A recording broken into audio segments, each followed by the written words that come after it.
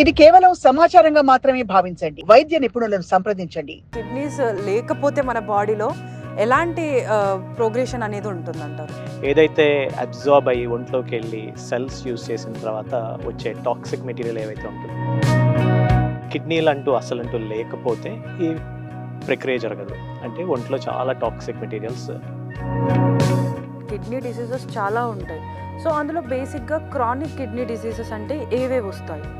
ముఖ్యంగా కిడ్నీకి సంబంధించిన ఇబ్బందులు రెండు రకాలుగా డివైడ్ చేస్తాం. మీరు అన్నట్టు క్రానిక్ కిడ్నీ డిసీజ్ ఒకటి, ఇంకొకటి కిడ్నీ పనిచేస్తుందా లేదా అని తెలుసుకోవడానికి కొన్ని రకాల పరీక్షలు చేస్తాం. సో దాంట్లో ముఖ్యంగా మనం చేసేది ఏంటంటే బ్లడ్ ప్రెషర్ అను డయాబెటీస్ ఎవరికైతే ఉందో వాళ్ళు ఖచ్చితంగా నెక్స్ట్ స్టెప్లో వాళ్ళకి కిడ్నీస్ పైన ఎఫెక్ట్ పడే అవకాశం ఉంది అని అంటున్నారు.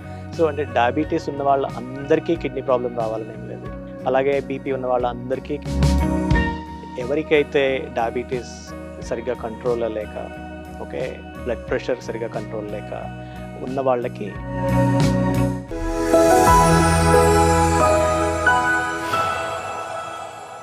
Hi hello welcome to Sakshi life. మన బాడీలో కిడ్నీస్ అనేవి ఎంత ఇంపార్టెంటో మనందరికీ తెలుసు. ఏ చిన్న మార్పు జరిగినా కూడా మన బాడీలో బేసిక్గా కిడ్నీస్ పైన ఎఫెక్ట్ పడుతుందని చెప్పేసి అంటారు. సాధారణంగా ఈ మధ్య కాలంలో ప్రతి ఒక్కరు కూడా, అంటే మనలో చాలా వరకు కూడా డయాబెటీస్ తోటి ఎఫెక్ట్ అవుతున్నారు. ఈ డయాబెటీస్తో ఎఫెక్ట్ అయిన వాళ్ళ బాడీస్లలో కూడా ఎక్కువ శాతంగా కిడ్నీస్ పైన ఎఫెక్ట్ అనేది చూపిస్తూ ఉందని చెప్పేసి కూడా కొంతమంది వైద్య నిపుణులు చెప్తున్నారు. నిజంగానే మన బాడీలో ఈ కిడ్నీస్ యొక్క ఇంపార్టెన్స్ ఏంటి, అదేవిధంగా నిజంగానే ఈ డయాబెటీస్ ఉన్న వారిలో కిడ్నీస్ పైన ఎఫెక్ట్ పడుతుందా, అలాగే క్రానిక్ కిడ్నీ డిసీజెస్ ఏంటి, వాటి సిమ్టమ్స్ ఏంటి, వాటిని మనం ఏ విధంగా క్యూర్ చేసుకోవచ్చు, వీటన్నిటి గురించి కూడా మాట్లాడడానికి ప్రస్తుతం మనతో పాటు doctor Seerapani, nephrologist from Apollo hospitals ఉన్నారు. సో వారిని అడిగి మరిన్ని విషయాలు తెలుసుకుందాం. నమస్తే సార్. నమస్కారం అండి. సో సార్, బేసిక్గా మన బాడీలో ఉన్న ప్రతి ఒక్క పార్ట్ డిఫరెంట్ టైప్ ఆఫ్ ఫంక్షన్స్కి చాలా ఇంపార్టెంట్ అని అంటూ ఉంటారు. సో కిడ్నీస్కి వచ్చేసరికి అసలు కిడ్నీస్ లేకపోతే మన బాడీలో ఎలాంటి ప్రోగ్రెషన్ అనేది ఉంటుందంటారు? ఫస్ట్ క్వశ్చన్, కిడ్నీస్ అవి చేసే పని ఏమిటి అన్నది తెలుసుకోవడం చాలా ఇంపార్టెంట్. సో మనం రోజువారీ తినే ఆహారం మనకి ఎనర్జీ ఇవ్వడానికి హెల్ప్ చేస్తుంది. కానీ ఆ ఎనర్జీ ఫుడ్ని ప్రాసెస్ చేసేటప్పుడు కొన్ని టాక్సిక్ మెటీరియల్స్ తయారవుతాయి ఒంట్లో. సో చాలా వరకు సాలిడ్ ఏదైతే ఉందో అది మనకి మోషన్లో వెళ్తుంది. ఏదైతే అబ్జార్బ్ అయ్యి ఒంట్లోకి వెళ్ళి సెల్స్ యూజ్ చేసిన తర్వాత వచ్చే టాక్సిక్ మెటీరియల్ ఏవైతే ఉంటుందో దాన్ని కిడ్నీ ద్వారా బయటికి పంపిస్తాం. అంటే అది యూరిన్లో మిక్స్ అయ్యి బయటికి వెళ్తుంది. సో కిడ్నీలు అంటూ అసలంటూ లేకపోతే ఈ ప్రక్రియ జరగదు. అంటే ఒంట్లో చాలా టాక్సిక్ మెటీరియల్స్ పెరిగిపోతాయి. సో దానివల్ల వచ్చే మనకి అవసరం లేని ఇబ్బందులన్నీ వస్తుంటాయి. అది ఎలాగా అంటే ఒంట్లో ఉన్న లవణాలు, సాల్ట్స్ ఉంటాయి కదా, సోడియము, పొటాషియము, ఇలాంటివి ఎక్కువైపోతాయి. సో పొటాషియం ఎక్కువ ఉంటే మనకున్న సెల్స్ ఏవైతే ఉన్నాయో వాటి పనితీరు పూర్తిగా తప్పుదోవలోకి వెళ్తుంది. హార్ట్ మీద ఎఫెక్ట్ పడుతుంది. అలాగే సోడియం చాలా ఇంపార్టెంట్. సోడియం ఎప్పుడైతే మన కిడ్నీస్ హ్యాండిల్ చేయలేకపోతున్నాయో బ్లడ్ ప్రెషర్ రిలేటెడ్ ఇష్యూస్ వస్తాయి. ఇవే కాకుండా యాసిడ్ లెవెల్స్, చాలా రకాల యాసిడ్స్ ప్రొడ్యూస్ అవుతాయి ఒంట్లో. కిడ్నీస్ ఎప్పుడైతే పని చేయట్లేదో ఈ యాసిడ్స్ పెరిగి దానివల్ల వేరే రకాల ఇబ్బందులు వస్తాయి. ఇవి ఒక్కటే కాదు, కిడ్నీలు ఇంకా చాలా రకాల ఫంక్షన్స్ చేస్తాయి. బోన్ హెల్త్ ఫర్ ఎగ్జాంపుల్, మన బోన్స్ గట్టిగా ఉండాలి అంటే కిడ్నీస్ ఆర్ ఇంపార్టెంట్. ఎందుకంటే అవి ఫాస్ఫరస్ అని, కాల్షియం అని, ఇలాంటి సాల్ట్స్ని కూడా మేనేజ్ చేస్తుంది. మనకి ఒంట్లో హీమోగ్లోబిన్ మెయింటైన్ చేయాలి. హీమోగ్లోబిన్ మామూలుగా మనకు తెలుసు కదా, 13 to 15 ఉండాలి. ఎవరికైతే కిడ్నీ ఫంక్షన్ తగ్గి ఉంటుందో వారికి హీమోగ్లోబిన్ అన్నది చాలా తగ్గిపోతుంది. ఎందుకంటే అది కిడ్నీ ఒక రకమైన హార్మోన్ని ప్రొడ్యూస్ చేస్తుంది, ఎరిథ్రోపాయిటిన్ అంటారు. సో అది లేకపోతే హీమోగ్లోబిన్ తక్కువ అయ్యి దానివల్ల వచ్చే ఇబ్బందులు మనకి బయటకు వస్తాయి. మనం రోజువారీ తాగే నీరు, ఓకే, మనము 2 లీటర్లు తాగితే మనకి 1.5 లీటర్ యూరిన్ వస్తుంది. అలాగే 1000 ml తాగితే, లీటర్ తాగితే 800 ml వస్తుంది. అది ఎలాగంటే కిడ్నీ రెగ్యులేట్ చేస్తుంది అనమాట.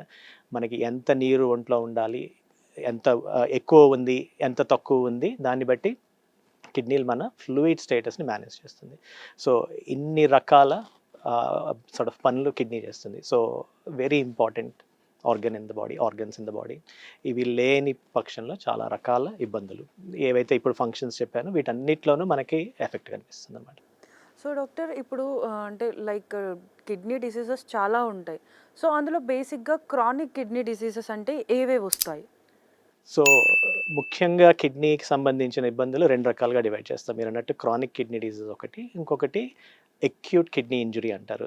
అది పక్కన పెడదాం. క్రానిక్ కిడ్నీ డిసీజ్ అంటే ఆహ్, దాని డెఫినిషన్ చూస్తే 3 నెలలు అంతకంటే ఎక్కువ కాలం పాటు మనకి కిడ్నీ ఫంక్షన్ అయితే ఏదైతే ఉందో అది అబ్నార్మల్‌గా ఉంది అని చెప్పి ప్రూవ్ చేయాలి. Then we call it as chronic kidney disease. So kidney పనిచేస్తుందా లేదా అని తెలుసుకోవడానికి కొన్ని రకాల పరీక్షలు చేస్తాం. సో దాంట్లో ముఖ్యంగా మనం చేసేది ఏంటంటే క్రియాటినిన్ అన్న పరీక్ష చేస్తాం. అది బ్లడ్ శాంపిల్ తీసుకొని ల్యాబ్‌కి పంపిస్తే క్రియాటినిన్ చెప్తారు. ఎప్పుడైతే క్రియాటినిన్ ఉండాల్సిన వాల్యూ కంటే ఎక్కువగా ఉండడం, ఉండి మళ్ళీ ఒక 3 మంత్స్ తర్వాత చూస్తే అప్పుడు కూడా ఎక్కువగా ఉన్నప్పుడు దాన్ని క్రానిక్ కిడ్నీ డిసీజ్ అంటారు. సో దీనికి రకరకాల కారణాలున్నాయి. ముఖ్యంగా మనము ఇండియాలో చూస్తే సుమారుగా 10-12 కోట్ల మందికి ఏదో ఒక రకమైన క్రానిక్ కిడ్నీ డిసీజ్ అన్నది ఉంటుంది. ఎలా తెలుసు అంటే బ్లడ్ టెస్ట్‌లలో మనకి క్రియాటినిన్ అబ్నార్మల్‌గా ఉండడం వల్ల తెలుస్తుంది. ఇవన్నీ రకరకాల స్టడీస్‌లో ఎస్టిమేట్ చేస్తే about 15% of the population, adult పాపులేషన్‌కి క్రానిక్ కిడ్నీ డిసీజ్ ఉండే అవకాశం ఉంది. వాటిలో ముఖ్యంగా మనం చూసుకోవాల్సింది ఏంటి అంటే వెరీ కామన్ కండిషన్ డయాబెటిస్, అంటే మధుమేహ వ్యాధి, ప్లస్ కొంతమందికి హై బ్లడ్ ప్రెషర్. ఇవి 2 majority of the causes for chronic kidney disease. So ఇవి కాకుండా ఇంకా చాలా రకాల కారణాలు ఉన్నాయి. అవన్నీ కాకపోతే అంత కామన్ కాదు. సో ముఖ్యంగా మనం ఫోకస్ చేయాల్సింది ఏంటంటే diabetes, hyper tension. So doctor ఇప్పుడు చాలా వరకు కూడా కొంతమంది ఏమంటున్నారు అనంటే ఈ బ్లడ్ ప్రెషర్ డయాబెటీస్ ఎవరికైతే ఉందో వాళ్ళు ఖచ్చితంగా నెక్స్ట్ స్టెప్లో వాళ్ళకి కిడ్నీస్ పైన ఎఫెక్ట్ పడే అవకాశం ఉంది అని అంటున్నారు. ఇందులో నిజంగానే అంటే నిజంగానే కిడ్నీస్ పైన ఎఫెక్ట్ పడుతుందా? ఇన్ కేస్ ఎఫెక్ట్ పడితే ఏ విధంగా పడుతుంది? సో అంటే డయాబెటీస్ ఉన్న వాళ్ళ అందరికీ కిడ్నీ ప్రాబ్లం రావాలని ఏం లేదు. ఓకే. అలాగే బీపీ ఉన్న వాళ్ళందరికీ కిడ్నీ ప్రాబ్లం రావాలని లేదు.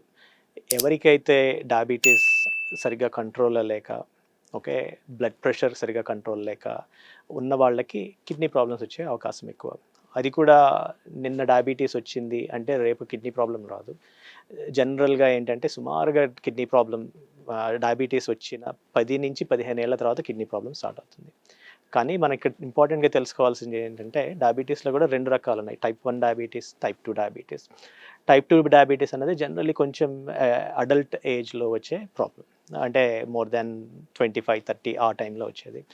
సో మనకి డయాబెటీస్ ఉందని తెలిసే లోపల అట్‌లీస్ట్ బాడీలో దీనికి సంబంధించిన చేంజెస్ ఏవైతే ఉన్నాయో అట్‌లీస్ట్ ఒక 5-10 ఏళ్ల ముందు నుంచి స్టార్ట్ అవుతుంది. ఓకే. సో తెలుసుకోవాల్సింది ఏంటంటే టైప్ 2 డయాబెటీస్ ఉన్న వాళ్ళకి అట్‌లీస్ట్ ఒక 10-15 ఏళ్ల పాటు ఉన్న తర్వాత వాళ్ళకి కిడ్నీ ప్రాబ్లమ్స్ డెవలప్ అయ్యే ఛాన్సెస్ ఉన్నాయి. ఈ ప్రాబ్లమ్ ఎప్పుడు అవుతుంది, ఎక్కువ అవుతుంది అంటే కంట్రోల్‌లో లేకుండా. ఓకే. ఇప్పుడు వాళ్ళకి డయాబెటీస్‌ని హెచ్‌బీఏవన్సీ అన్న టెస్ట్ ద్వారా మనం తెలుసుకోవచ్చు ఎలా కంట్రోల్‌లో ఉందని. అంటే లాస్ట్ 3 మంత్స్ వాళ్ళ రేంజ్ ఎలా ఉందో చూసుకుంటే మనకి కొంచెం ఐడియా వస్తుంది. ఎవరికైతే ఈ డయాబెటీస్ కంట్రోల్‌లో లేకుండా బీపీ, దాంతో పాటు బీపీ కూడా తోడవుతుంది. ఇవి 2 కలిస్తే it is a dangerous combination. అది కూడా కంట్రోల్‌లో లేకుండా ఉన్న వాళ్ళకి కిడ్నీ ప్రాబ్లమ్స్ వచ్చే అవకాశాలు ఎక్కువగా ఉంటాయి. సో డాక్టర్ ఇప్పుడు కొంతమంది ఏంటి అనంటే కిడ్నీని హెల్తీగా ఉంచుకోవడం కోసం మనం జనరల్‌గా 2.5-3 లీటర్స్ ఆఫ్ వాటర్ తీసుకోవాలని అంటారు. కొంతమంది ఏంటి అనంటే ఇంకా ఎక్కువ తీసేసుకుంటూ ఉంటారు. సో అలాంటి సిట్యుయేషన్స్‌లలో కిడ్నీస్ ఎఫెక్ట్ అయ్యే ఛాన్సెస్ ఏమైనా ఉంటాయా? సో వాటర్ అండ్ మేనేజ్మెంట్, అంటే బాడీలో ఉన్న ఫ్లూయిడ్ మేనేజ్మెంట్ కిడ్నీస్‌కి సంబంధించిన వెరీ ఇంపార్టెంట్ ఫంక్షన్. ఓకే. ఎప్పుడైనా సరే మధ్యంగా ఉండడం ఎప్పుడైనా బెటర్. ఓకే. అటువైపు మరీ తక్కువ తాగకూడదు, మరీ ఎక్కువ ఎక్కువ కూడా తాగకూడదు. తీసుకోకూడదు.